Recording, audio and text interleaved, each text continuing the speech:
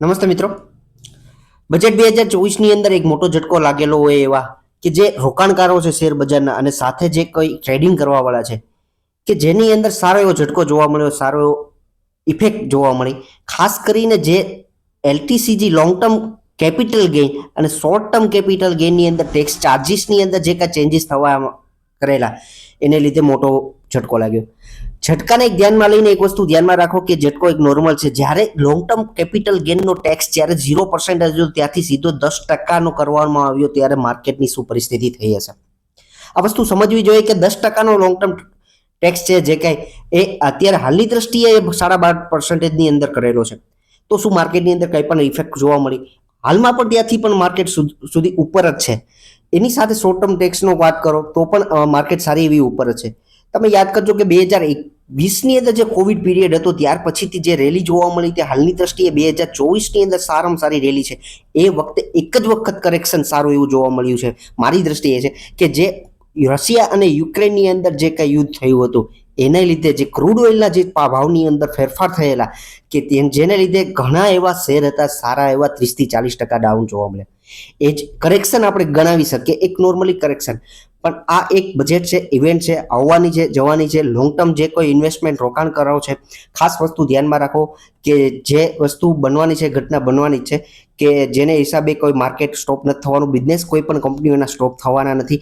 પણ એ બધું ધ્યાનમાં રાખીને જે વ્યક્તિઓ ખાસ કરીને રાહ જોઈ રહ્યા હતા કે ખાસ એક સેક્ટરો કે જે સેક્ટરની અંદર સારી એવી તેજી જોવા મળી, સારું એવું પ્રોફિટ ગેઇન, સારી એવી 2 થી 3 ગણા જેટલો પ્રોફિટ કે જે ડિફેન્સ ક્ષેત્રની વાત કરો, રિયાલિટી એક્સટેલ ઇન્ફ્રાસ્ટ્રક્ચરની વાત કરો, રેલવેની કંપનીઓની વાત કરો, ખાસ આ બધી કંપનીઓની અંદર સારી એવી તેજી જોવા મળી. આ પછી બજેટની અંદર એક આશા હતી આની અંદર સારું એવું એક નવું સરકાર તરફથી નવું સોપાન, પીએલઆઈ સ્કીમ કે ડિફેન્સ ક્ષેત્રની નવી યોજનાઓ જે લાભ મળી શકે, શિપિંગ કંપનીઓને પીએલઆઈ સ્કીમ નો લાભ મળી શકે કે નવું રોકાણ પણ આ કંપનીઓમાં થઈ શકે કે જેમાં એક નિરાશા જોવા મળી કે જેને લીધે સારા એવા શેરની અંદર નો ધાર્યા કરતાં પણ પ્રોફિટ બુકિંગ પણ જોવા મળ્યું.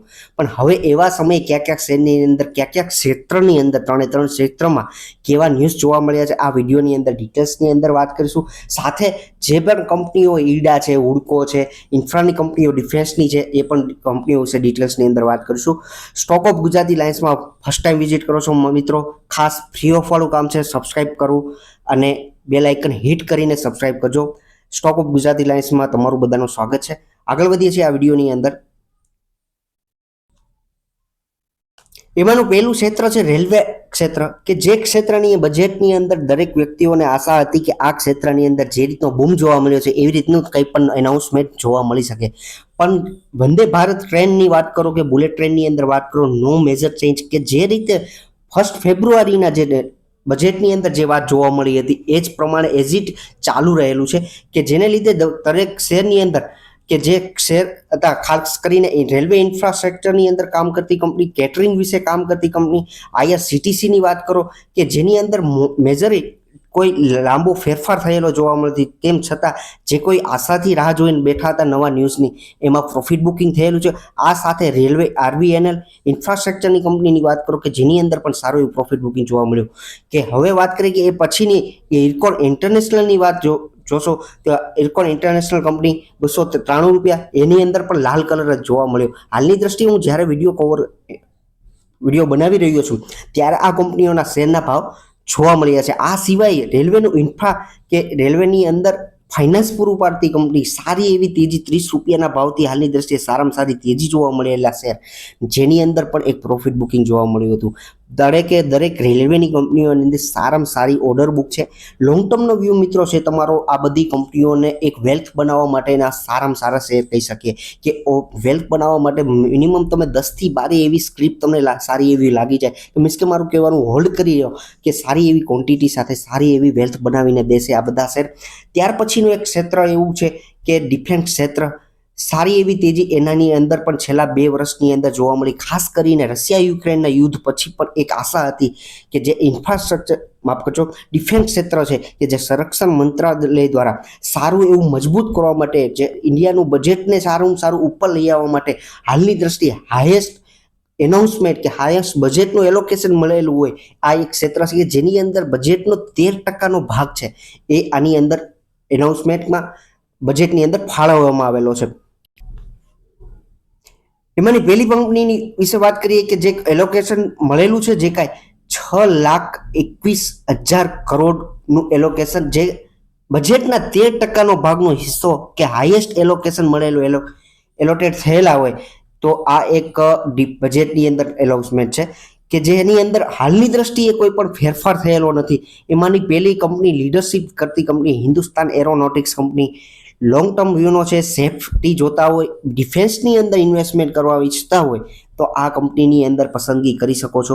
કે જે કંપનીની અંદર હાલની દ્રષ્ટિએ પણ લોંગ ટર્મનો જો વ્યૂ હોય, ખાસ મિત્રો એ વસ્તુ યાદ રાખજો કે ઘણો એવો વેલ્થ સારી એવી રિટર્ન આપ્યા પછી આ શેરની અંદર થોડું એવું કરેક્શન કે એક કોન્સોલેટ કરી શકે એવો શેર આ ક્ષેત્ર, રેલવે ક્ષેત્ર અને ડિફેન્સ ક્ષેત્ર આવનારા સમયમાં બની શકે એમ છે.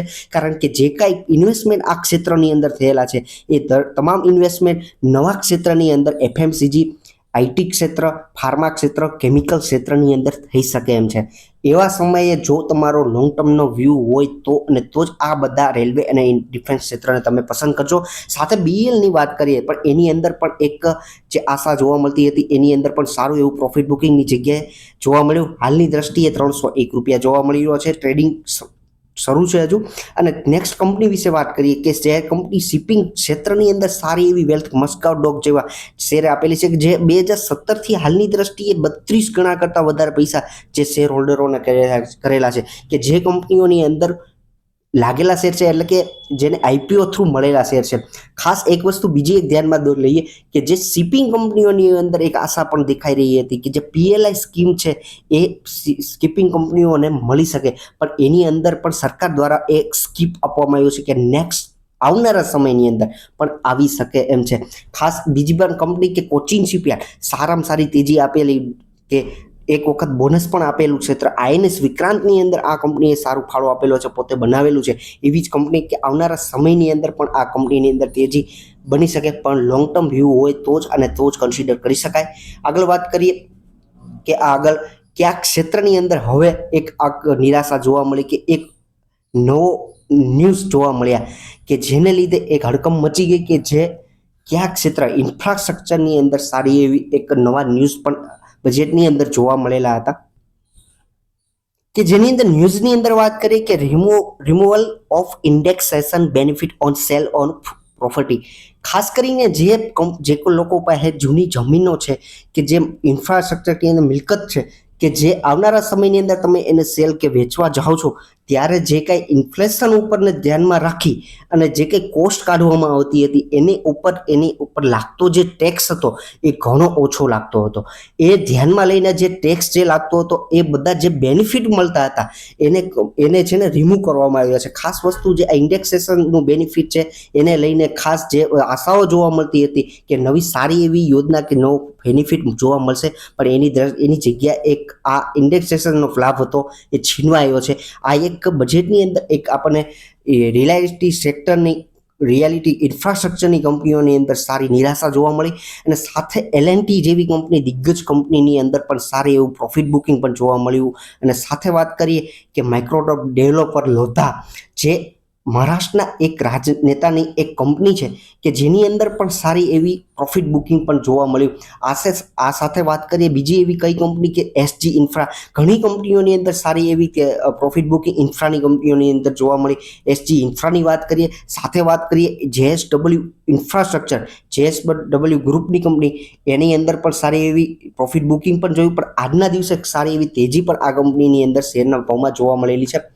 સાથે વાત કરીએ કે એક એવું ક્ષેત્રની બે કંપનીઓ જેનું ધ્યાન દરેક વ્યક્તિનું એની અંદર સારી એવી તેજી કે સરકારી કંપની પીએસયુ કંપનીની અંદર વાત કરી કે જેની અંદર ચીપર ફંડ ઈડા અને હુડકોની અંદર ફેસિલિટી જે મળી શકે એમ હતી કે ખાસ કરીને ઈડા અને હુડકોને અંડર સેક્શન 54 EC ના કલમ હેઠળ કે જે એક લાભ મળે એમ હતો કે જે લાભની અંદર વાત કરીએ કે જે કંપનીઓને બોન્ડ દ્વારા કોઈ પણ રકમ જુટાવી હોય કે રકમ લેવી હોય તો એક ચીપર કોસ્ટ એટલે કે મીન્સ કે જે વ્યાજ દર છે એનો એ ઘણો ડાઉન જોવા મળશે. આ સિવાય પણ બીજા જેટલા બેનિફિટ છે એ કંપનીઓને મળી શકે એમ હતા, પણ એને પણ સ્કીપ કરવામાં આવ્યું છે, જેના લીધે હુડકો ઇન્ડિયા જેવી કંપનીની અંદર પણ સારું એવું પ્રોફિટ બુકિંગ જોવા મળ્યું. હાલની દ્રષ્ટિએ આજના સેશનની અંદર પણ સારી તેજી પણ છે, પણ લોંગ ટર્મથી જે એક આશા ન્યૂઝ ઉપર જે જોવા મળતી હતી એની અંદર એક નિરાશા છે. આ સાથે વાત કરીએ કે હુડકો પણ એ જ કંપનીની અંદર એ જ વસ્તુ જોવા મળી, પણ આજના દિવસે એક ન્યૂઝ જોવા મળ્યા છે એ કંપનીની અંદર, જેથી કરીને એક સ્પાઇક આ કંપનીના શેરના ભાવની અંદર જોવા મળ્યો છે કે જે એક કરાર રાજસ્થાનની સરકાર સાથે જોવા મળેલો છે કે આવનારા સમયની અંદર 1 લાખ કરોડ નું ઇન્વેસ્ટમેન્ટ રાજસ્થાન સરકાર સાથે એક ડીલ હુડકોની થયેલી છે. સારી એવી ડીલ કહી શકીએ કે જે લોંગ ટર્મની અંદર તમને એક સારો બેનિફિટ આપી શકે.